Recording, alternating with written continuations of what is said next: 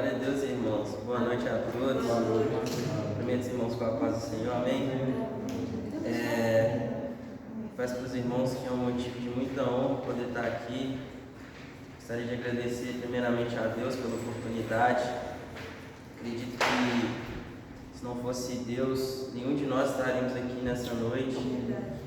E sobre o que nós estamos vivendo nos últimos dias, o pastor disse algo no domingo que acredito eu que é completamente verdadeiro. Deus não trabalha com quem está ausente. Então, se Deus nos trouxe aqui essa noite é porque Ele quer fazer algo em nós. E confesso para os irmãos que hoje foi um dia um pouco cansativo, um pouco pesado, um dia um pouco de reflexão. Para quem não sabe, faleceu um rapaz, o Matheus até conhece ele mais de perto, chamava Gustavo. E quando eu fiquei sabendo dessa notícia, eu fiquei um pouco abalado, porque era um rapaz que eu não era muito próximo, muito chegado dele, mas eu me lembro que estava até comentando com o Matheus, comentei com o Diego também, que no primeiro encontro que eu passei da igreja, me lembro que ele sentou do meu lado, Matheus, e a gente fez uma amizade ali por pouco tempo. Deu pra perceber, mano, que ele era um cara tranquilo, um cara humilde, um cara que talvez tinha todo o potencial, mano, para se desenvolver em Deus. E eu me lembro que nos momentos do encontro, quando foi feito o voto de silêncio, ele era um cara que buscava todas as vezes conversar comigo, falar algo sobre o encontro. Então, que Deus conforte os corações dos familiares dele, das pessoas que eram próximas dele. Porque por mais que nós estejamos preparados para perder alguém, nós sempre ficamos abalados com as perdas. Então hoje foi um pouco de reflexão sobre as nossas vidas, o que nós temos feito, sobre todas as coisas que vem acontecendo. E gostaria que você ficasse sobre os seus pés para a gente poder fazer uma oração, para a gente poder iniciar, amém? Gostaria que você fechasse os seus olhos, falasse com Deus, agradecesse a Deus pelo dia de hoje, por tudo que Ele fez em nosso meio, que Ele irá fazer, amém? Pai, nós queremos te agradecer por tudo que o Senhor tem feito, por tudo que o Senhor vai fazer, Pai. Queremos te dar graça por tudo que o Senhor é, que nessa noite o Senhor venha fazer algo em nosso meio, que o Senhor fale conosco, coisas diferentes, que o céu se alinhe, Pai, em nossas vidas, e que a partir de hoje, Pai, venha haver transformação em nós. Nós sabemos que nós não somos nada sem o Senhor, que nós não somos nada sem o Teu Espírito Santo. Então que nessa noite, Pai, o Senhor venha derramar o Teu Espírito Santo, derramar a Tua glória, a Tua graça, a Tua misericórdia, e que a partir de hoje nós venhamos sair novos homens e novas mulheres em Tua presença. Amém. Pode se sentar. Glória a Deus, irmãos. Hoje a gente vai estar dando início ao segundo módulo da Escola de Aprofundamento Bíblico. A gente vai falar sobre propósito e legado. Acredito que todos nós que estamos aqui presentes, desde o pastor, que talvez é o mais velho que está aqui, ao mais novo, nós acreditamos que Deus tem um grande propósito em nossas vidas. E esses dias eu estava falando com o Matheus a respeito do meu tema, e ele falou algo muito profundo. Ele falou o seguinte: pastor, que nós sabemos que Deus ele tem um propósito em nós. Só que a pergunta é: será que nós temos um propósito com Deus? E eu fiquei refletindo sobre isso. E depois disso eu comecei a estudar o meu tema. E eu percebi coisas totalmente sobrenaturais sobre isso. E eu estava lendo sobre Jeremias. Jeremias foi um grande homem de Deus. Diz a Bíblia que Deus havia escolhido Jeremias desde o ventre da mãe dele. E talvez a passagem mais conhecida do livro de Jeremias, no capítulo de número 18, diz a Bíblia que Deus fala para Jeremias descer até a casa do oleiro. Interessante que Jeremias, ele era um grande homem de Deus, e Deus fala com ele. Deus falava com Jeremias através de palavras, através de visões. Diz a Bíblia que Deus fala com Jeremias: Jeremias, desce até a casa do oleiro, que te farei ouvir as minhas palavras. Só que tem um detalhe muito interessante nesse texto, que Deus manda Jeremias descer, que ele iria ouvir as palavras de Deus. Só que tem um detalhe: Jeremias já estava ouvindo. Glória. Ou seja, o objetivo de Deus não, o objetivo de Deus com Jeremias não era que Jeremias ouvisse, era que Jeremias obedecesse. E está aqui talvez um dos maiores problemas de nós hoje, nos dias de hoje, que nós escutamos Deus demais, que nós vimos Deus demais, que nós ouvimos Deus demais, só que nós não obedecemos à voz dele. Diz a Bíblia que quando Jeremias desce, Mateus, a Bíblia fala que Jeremias ele vai ter uma grande visão, que ele vai ver o oleiro formando um vaso de barro. E tem um detalhe, que quando o vaso estava sendo formado, diz a Bíblia que o vaso se quebra na mão do oleiro. Acredito eu que Jeremias, vendo isso, talvez ele ficou pensando o que seria, o que Deus queria falar com ele. E acredito que esse vaso ele faz alusão a eu e você, que somos vasos na mão do oleiro. Só que tem um detalhe, que o vaso ele foi moldado na mão do oleiro e ele se quebrou. Muito interessante, talvez normal, porque talvez era essa a função mesmo do vaso, se quebrar para fazer novo. Ou seja, para que nós venhamos nos fazer novos perante Deus, é necessário que nós venhamos ser quebrados. Então que nesse módulo eu quero que você seja quebrado por Deus, por tudo aquilo que Deus quer fazer. Amém? Irmãos, nós vamos estudar o que é propósito e legado. Eu gostaria de perguntar nessa noite se alguém sabe o que significa a palavra propósito. Pode falar? Objetivo. Glória a Deus. A palavra propósito, ela significa objetivo. E eu fui estudar a respeito de propósito para depois estudar sobre legado. E eu percebi que propósito e legado são coisas totalmente diferentes. Não tem nada a ver uma coisa com a outra. Só que tem um detalhe, que para você ter um legado, primeiro você tem que ter um propósito. E estudando sobre propósito, sobre os homens de Deus na Bíblia, eu percebi que existiram vários homens que tiveram grandes propósitos, depois tiveram grandes legados. Estudei sobre Noé, estudei sobre Davi, estudei sobre Moisés, sobre Jeremias, sobre Isaías e assim por diante. Só que eu percebi que nenhum desses homens tiveram um legado igual ao de Jesus. Se você ver a trajetória de alguns desses homens, você vai ver que o ministério deles foi um ministério muito extenso.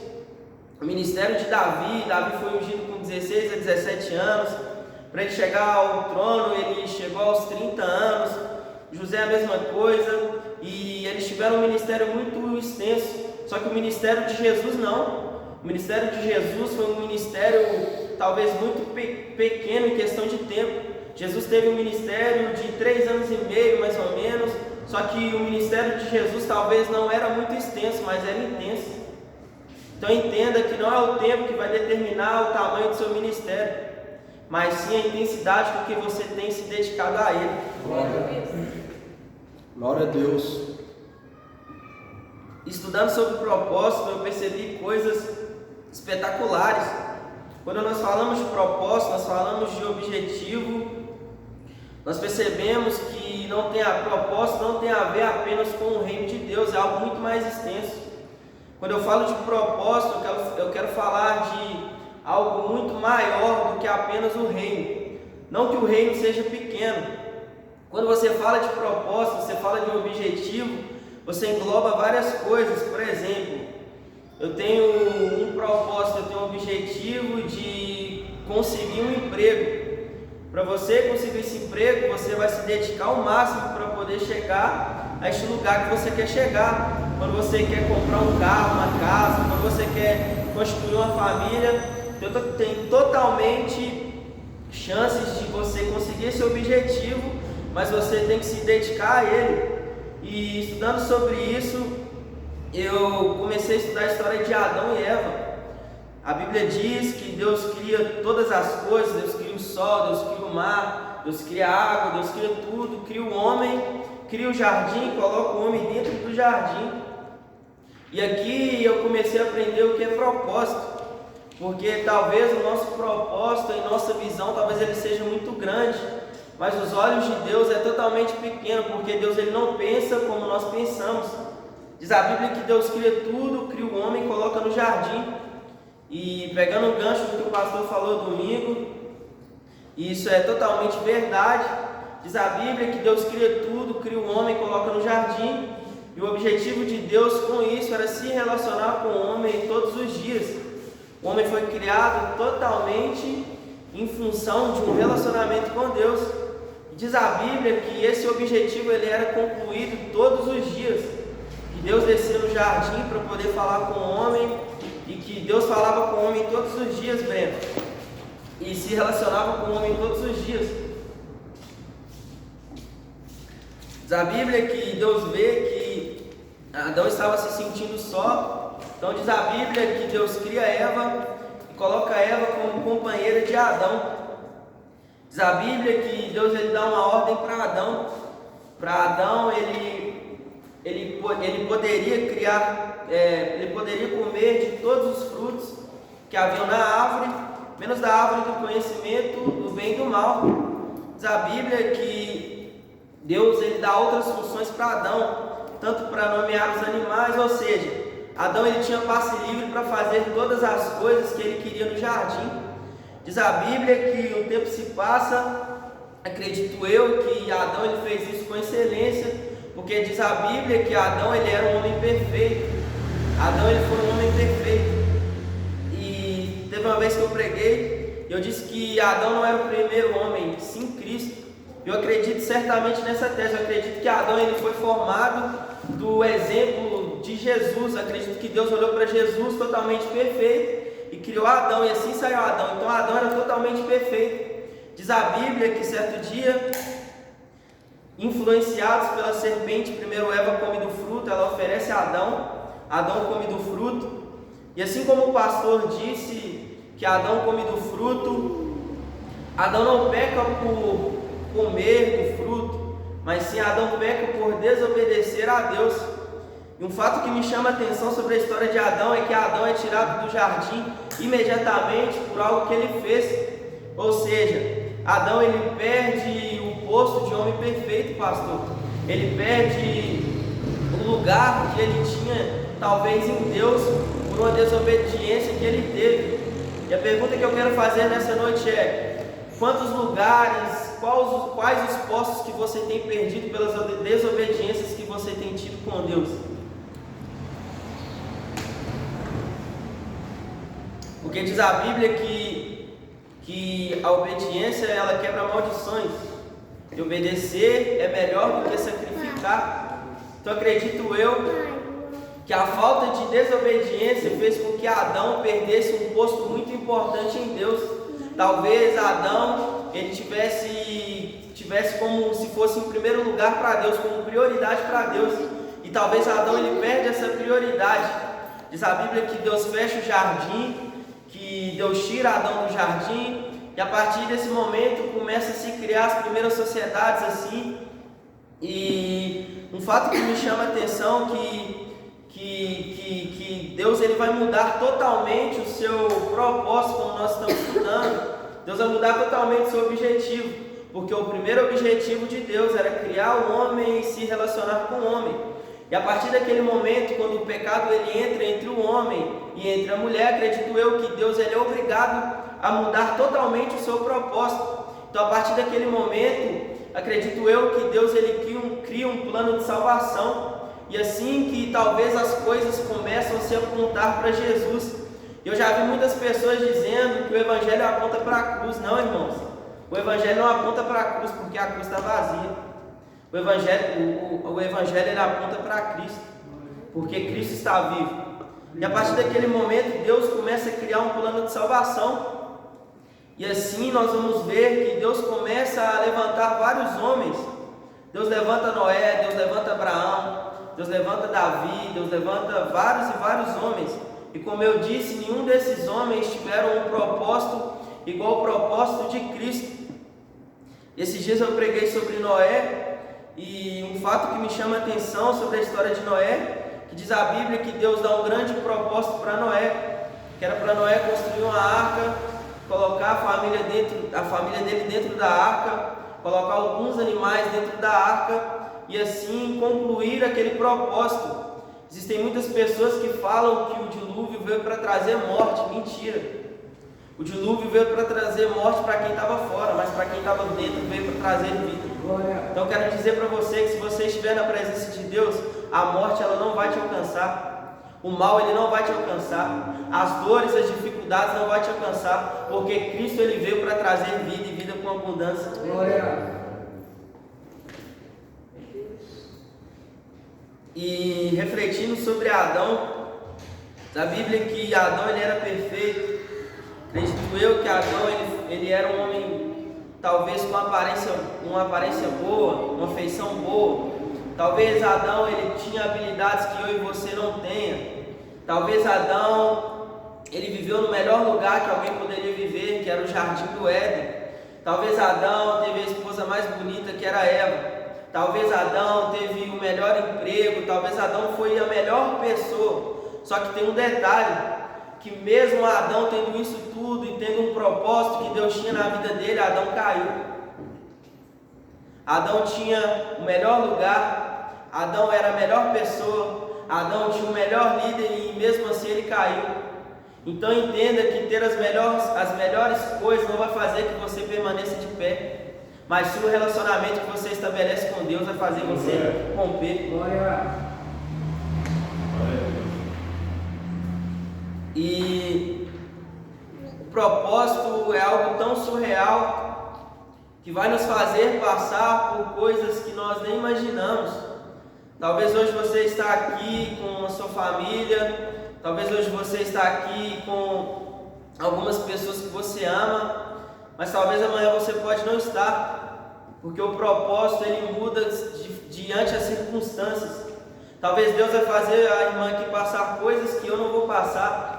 Talvez Deus vai fazer o Aleph passar coisas que eu não vou passar. E detalhe, você só pode passar coisas sobrenaturais em Deus, coisas que vão te levar a níveis maiores quando você se dedica totalmente ao seu propósito. Eu gostaria que alguém abrisse em João capítulo de número 10, verso de número 10.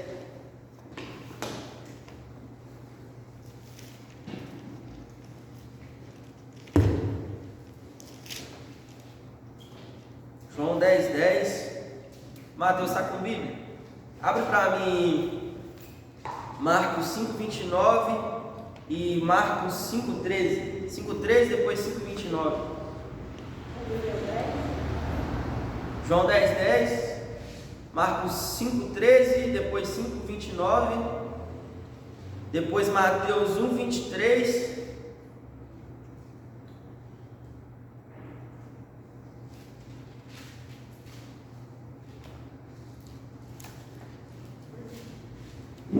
Quem achou pode ler, por gentileza.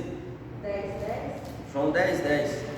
O ladrão vem apenas para roubar, matar e destruir. Eu vim para que tenham vida e tenham plenamente. Glória a Deus. Só um minuto. O versículo que a Alexia acabou de ler, ela vai fazer menção a algo que Cristo estava dizendo. Cristo vai dizer que o nosso inimigo veio para matar, roubar e destruir. Só que no final, Cristo ele vai dizer um dos seus propósitos, que era vir dar vida e vida com abundância. Quem achou Marcos 5,13? Eu. Pode ler. Jesus logo lhe permitiu, e saindo daqueles espíritos imundos, entraram nos povos. Amém. Aqui nós percebemos outro propósito de Jesus, que era libertar. Marcos 5,29. E logo lhe secou a fonte do seu sangue, e sentiu o seu corpo já estar curado daquele mal. Amém. Aqui nós percebemos outro propósito, outro objetivo de Cristo na terra, que era curar. Alguém achou Mateus 1, 23?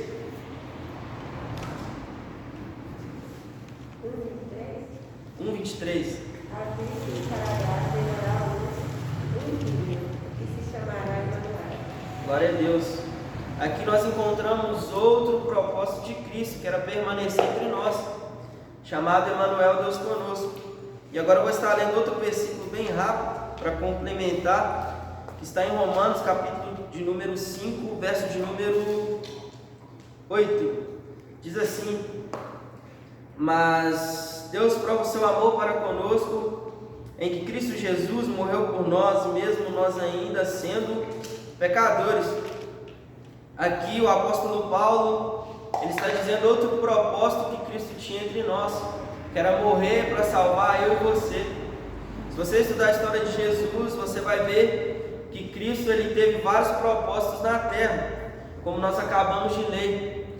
Talvez um dos propósitos de Cristo era permanecer em nosso meio. Outro propósito de Cristo era curar. Outro propósito de Cristo era libertar. E acredito que o principal dos propósitos de Cristo, que era salvar eu e você que estamos aqui nessa noite. E acredito eu, como eu disse essa noite, que Cristo ele teve um ministério muito intenso na terra. Então Jesus viveu o seu propósito muito intenso. Se você perceber, se você ler a Bíblia, se você ler os Evangelhos, na verdade, você vai ver que todas as vezes que Jesus iria realizar algo, primeiro ele consultava Deus. Se você ler Mateus 14, diz a Bíblia que antes de Jesus andar sobre as águas, ele sobe para um monte e ele vai orar. Antes de Jesus no Getsemane, diz a Bíblia que ele chama Pedro, Tiago e João, ele se isola e uma das coisas que ele vai fazer antes de ir para ser crucificado era consultar o Pai. Então Jesus, em todos os momentos que ele ia realizar algo, primeiro ele consultava a Deus. Então entenda que uma das chaves, uma das coisas para você vencer o seu propósito, não é você tentando romper sozinho, e sim se relacionando com o Pai. Glória a Deus. E Jesus, talvez esses homens, todos os homens que Cristo levantou, Jesus levantou vários e vários discípulos. Tem uma passagem que fala que Jesus envia 70 discípulos, e dentre 12 os principais, acredito eu que Jesus ele era um cara que era totalmente focado naquilo que Deus tinha para a vida dele. E acredito que o ministério mais difícil foi o de Jesus, porque Jesus sofreu coisas que talvez eu e você não irá sofrer. Diz a Bíblia que Jesus ele curou várias pessoas. Jesus curou Bartimeu, Jesus curou o cego do tanque de Betesda, Jesus curou a mulher do fluxo de sangue, Jesus curou várias e várias pessoas. Jesus libertou o endemoniado de Gadara. Diz a Bíblia que Jesus ele salvou várias e várias pessoas como eu e você. Só que tem um detalhe no ministério de Jesus que vai me chamar a atenção. É que para Jesus realizar todas essas coisas, ele teve que pagar um preço. Para Jesus curar alguém, ele teve que ser preso. Para Jesus libertar, para Jesus curar alguém, ele teve que ser ferido. Para Jesus abraçar alguém, alguém teve que desfazer-se dele. Para Jesus salvar alguém, ele teve que morrer. Então entenda que o propósito não fará você viver somente coisas boas, mas sim fará você matar as coisas que estão dentro de você. Pode reparar que o propósito, quando o propósito ele vem do seu coração, ele sempre vai alimentar você. Eu quero ter um carro, estou alimentando eu. Eu quero ter um relacionamento, eu estou alimentando eu. Mas quando você vive o propósito que é o reino, você sempre vai ser alimentado pelo céu. Você sempre vai ser alimentado pelo céu. Você vai se aproximar do céu. Amém? E eu estudei muito sobre os dias de hoje, sobre o propósito que Deus tem em nossas vidas nos dias de hoje. E acredito eu que nós não temos vivido dias fáceis. Não somente eu, mas todos que estão aqui, não só com a Covid, mas também com o desemprego, talvez com o número de pessoas que morreram.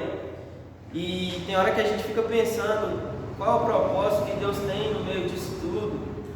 Se você parar para pensar, já aconteceram várias e várias pandemias, só que em nenhuma dessas pandemias a igreja foi balançada como essa pandemia da Covid-19. Estudei sobre a pandemia da peste negra, foram 6 milhões de pessoas que morreram. E se você ver, a igreja não parou em nenhum momento. Se você estudar sobre a gripe espanhola, que aconteceu entre o ano de 1914 e 1918, se eu não me engano, muitas pessoas morreram, mas a igreja não parou. Só que nós chegamos nos dias de hoje, na pandemia da Covid, foi uma doença que paralisou totalmente, não só o mundo, mas sim nós cristãos também que estamos hoje, não falo somente a igreja profética, mas englobando todas as igrejas. Se você parar e olhar para o lado, muitas pessoas saíram da presença de Deus, muitas pessoas se desviaram, até mesmo grandes líderes de Deus, grandes homens, grandes referências que talvez Deus levantou para a gente poder seguir. Eu fiquei me perguntando qual era o propósito de Deus nisso tudo.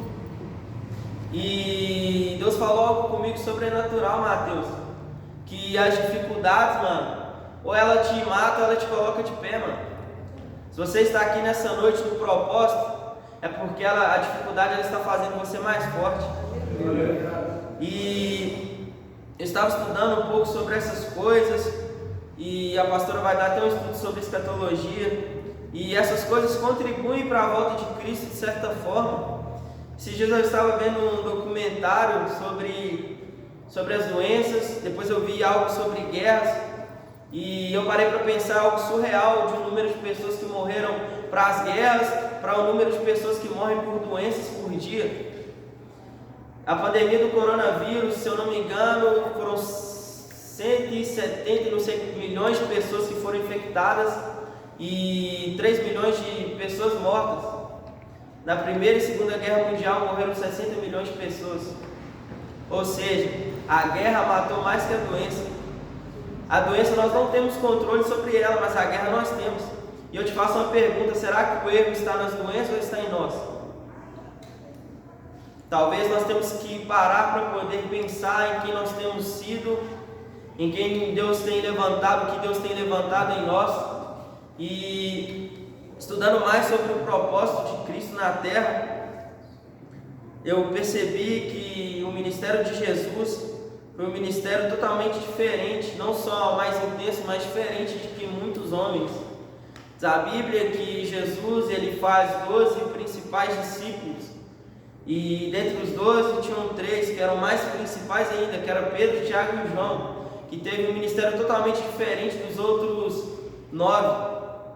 E detalhe do ministério de Jesus, que Jesus ele arrastava multidões, só que poucas pessoas queriam seguir Jesus. Jesus curava, Jesus libertava, Jesus salvava, mas poucas pessoas queriam verdadeiramente seguir a mensagem da cruz, pastor. E eu fiquei me perguntando por que o evangelho é tão difícil, porque muitas pessoas apenas seguem Jesus nos momentos de cura, nos momentos bons, mas nos momentos difíceis nós deixamos de acreditar em Jesus. E estudando isso eu fui ver o ministério de Saul. A Bíblia que Saul, se eu não me engano, ele é ungido no capítulo de número 9 de 1 Samuel, e que as pessoas clamavam por um rei em Israel. Então Deus decide levantar Saul.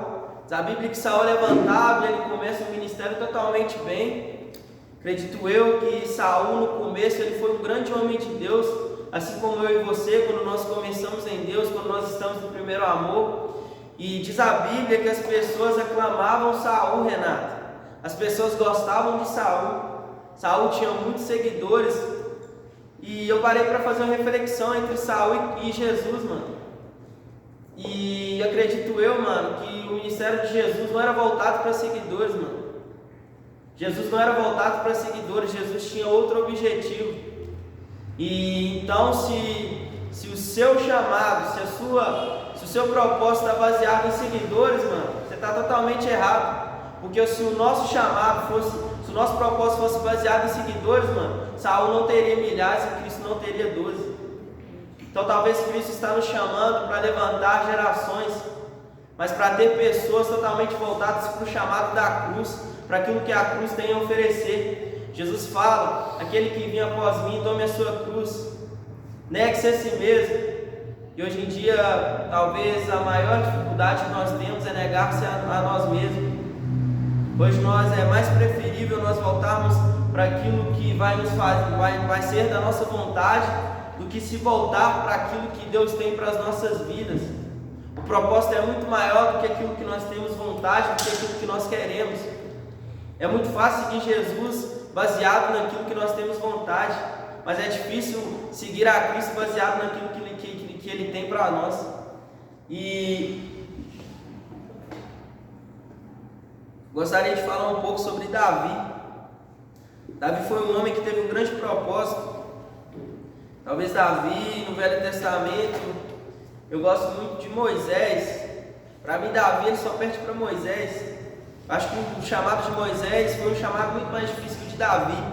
Mas Davi, ele foi um grande homem de Deus.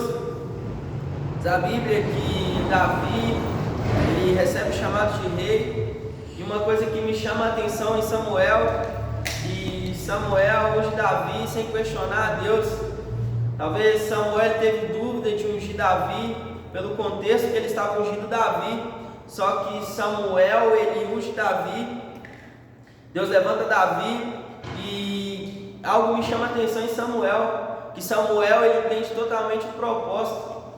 A pergunta que fica é: o que é maior, um rei ou um sacerdote? Um rei. Só que em nenhum momento Samuel questiona a Deus, porque Davi era rei e ele era sacerdote, ele apenas obedece aquilo que Deus havia mandado. Então entenda que quando você entende o seu lugar, o seu chamado flui naturalmente. Davi é ungido, diz a Bíblia que Davi ele era rejeitado em sua casa, e passa o tempo, depois de ser rejeitado, quando ele é ungido, ele começa a ser perseguido, e assim a chamada de Davi ela começa a ficar mais difícil. E grandes feitos Davi fez, diz a Bíblia. Diz a Bíblia que Davi ele mata um urso. Nas próprias palavras de Davi, Davi mata um leão, Davi sofre rejeição, Davi ele é perseguido, Davi vence guerras. E diz a Bíblia em 2 Samuel que Davi ele vai subir para o terraço e ele vai ver a mulher de um amigo e ele vai se relacionar com ela. Davi ele venceu todas as guerras que Deus estava com ele, e todas as guerras que ele queria vencer, ele venceu. Só que a principal guerra Davi perde, que era a guerra interior. Então entenda que você nunca vencerá uma guerra por fora se você não vencer uma guerra por dentro.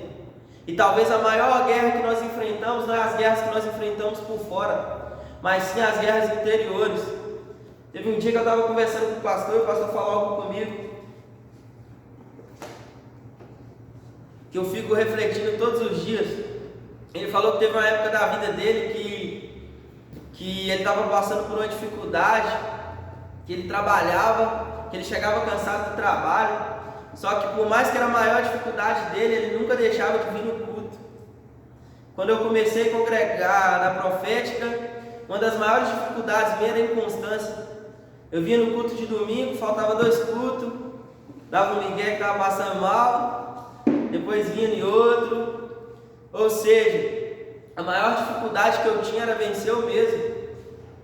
Então entenda, as maiores guerras que você vai enfrentar para você conseguir fluir no seu propósito, não é vencendo guerras exteriores, mas sim guerras interiores. E diz a Bíblia que Davi teve um grande propósito. E como eu disse, talvez Moisés ele foi um pouco maior que Davi. Diz a Bíblia que quando Moisés nasce em um tempo de muita dificuldade. Talvez por isso Moisés ele foi maior que Davi. Eu aprendi algo, que grandes guerras são dadas a grandes guerreiros. E acredito que Moisés ele foi esse homem, ele foi esse guerreiro. Diz a Bíblia que quando Moisés nasce, Faraó vai lançar um grande decreto para que todas as crianças que fossem do sexo masculino fossem mortas. Porque Faraó ele tinha medo do que os hebreus eles podiam fazer. E aqui eu fiquei pensando que Moisés nem tinha nascido e o seu propósito já estava incomodando Faraó. Talvez Deus tenha nos chamado para poder incomodar quem está lá fora. Diz a Bíblia que Moisés teve um grande chamado. Acredito eu que todos que nós estamos aqui já ouvimos falar a história de Moisés, não é segredo para ninguém que aos 40 anos Moisés foge do Egito, e quando Moisés foge ele vai para a terra chamada Midian, resumindo. Quando ele chega a Midian, ele vai estabelecer uma família, ele vai começar a morar em Midian. Diz a Bíblia que o primeiro contato que Moisés vai ter com Deus é aos 80 anos. Diz a Bíblia que certo dia Moisés estava cuidando das ovelhas do seu sogro. Diz a Bíblia que Moisés atravessa o deserto. E está aqui talvez uma das maiores dádivas de Moisés. Entenda que os maiores propósitos são vividos depois que você enfrenta grandes desertos. Não tem como vencer, viver um propósito se você não vence grandes guerras.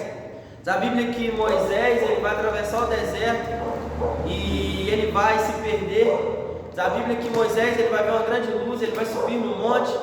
E o primeiro contato que Moisés vai ter com Deus, diz a Bíblia que Deus se manifesta em uma forma de sarça. Eu até preguei isso.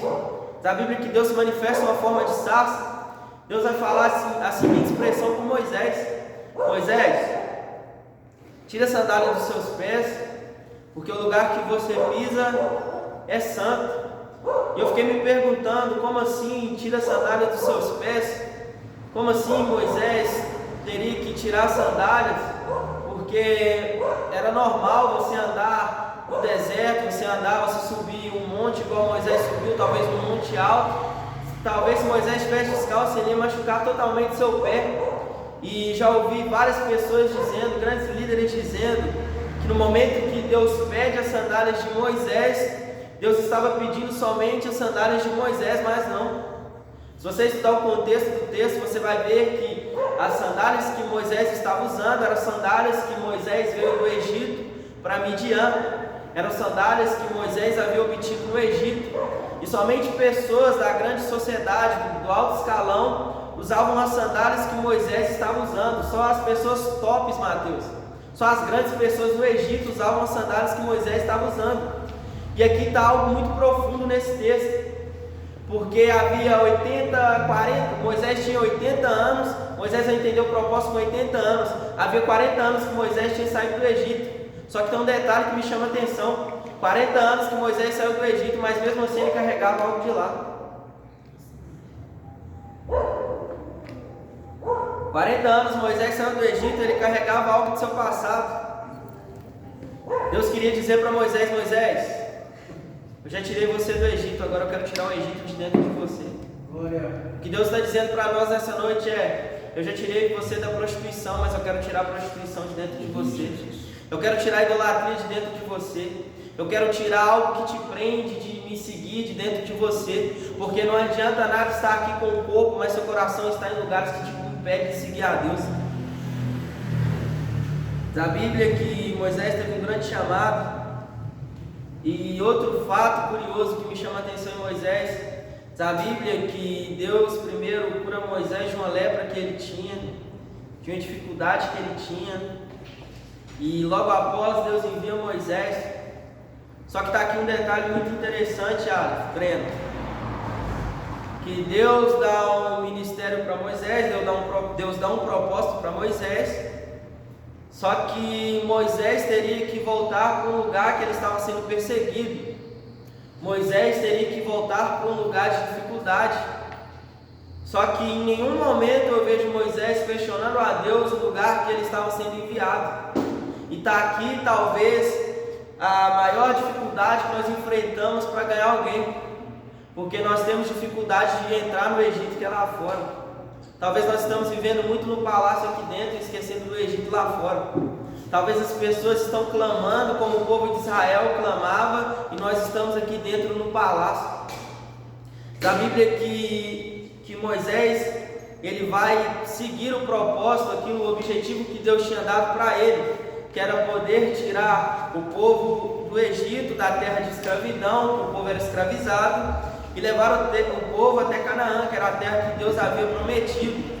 Diz a Bíblia que Moisés ele começa o seu propósito e ele vai atravessar o deserto, ele vai até o Egito e tira o povo do Egito, Moisés.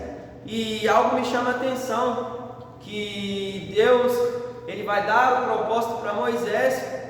E só que tem um detalhe: Moisés ele não conclui o propósito que Deus tinha dado para ele, que era entrar na terra prometida, que além de ser um grande propósito, era uma promessa.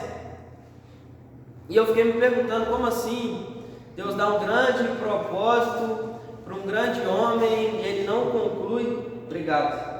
E ele não conclui. É porque Deus estabelece uma aliança com Moisés. Chega a determinado momento na vida de Moisés que Deus manda Moisés ir: Moisés, eu não vou se o Senhor não for. Moisés entendeu que a presença era maior do que a promessa. Talvez você não vai viver aquilo que Deus te prometeu.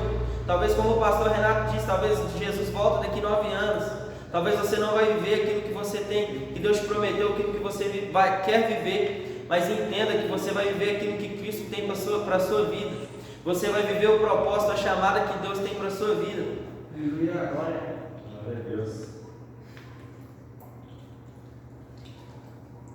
E hoje eu estou dando apenas uma introdução e o horário já está um pouco avançado.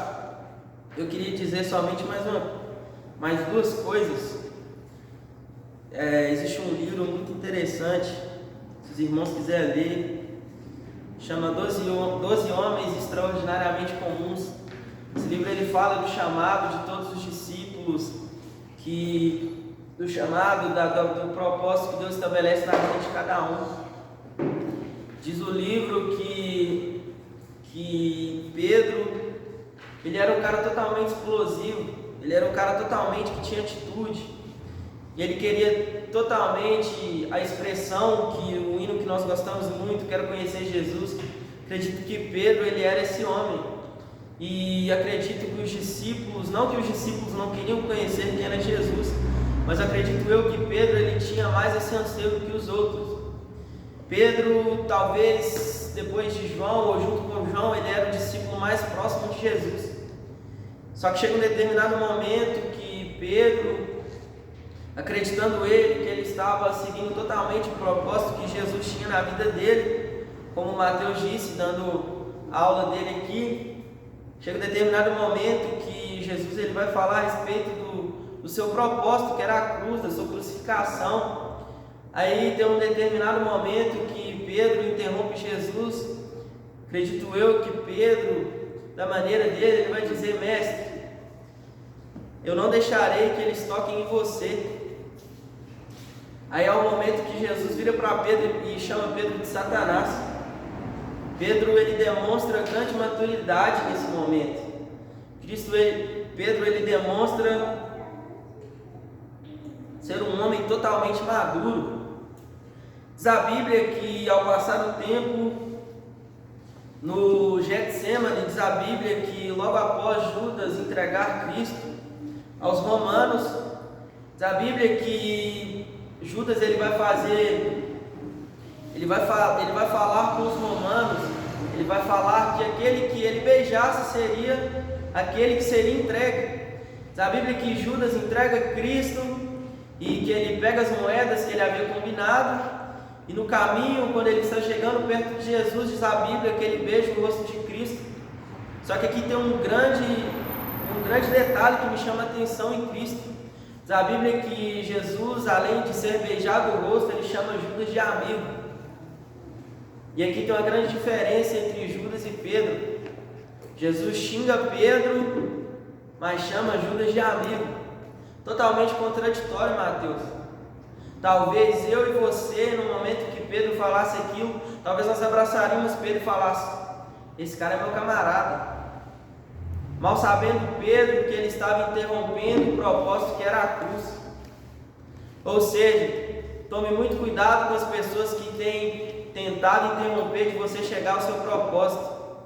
Por mais difícil que seja o propósito que Deus tem na sua vida, tome muito cuidado com as pessoas que querem interromper. Tome muito cuidado com as pessoas que batem nas suas costas e falam que é seu amigo. Porque talvez essas pessoas elas estão interrompendo o propósito que Deus tem na sua vida. Para encerrar, diz a Bíblia que Jesus ele passou por diversas dificuldades.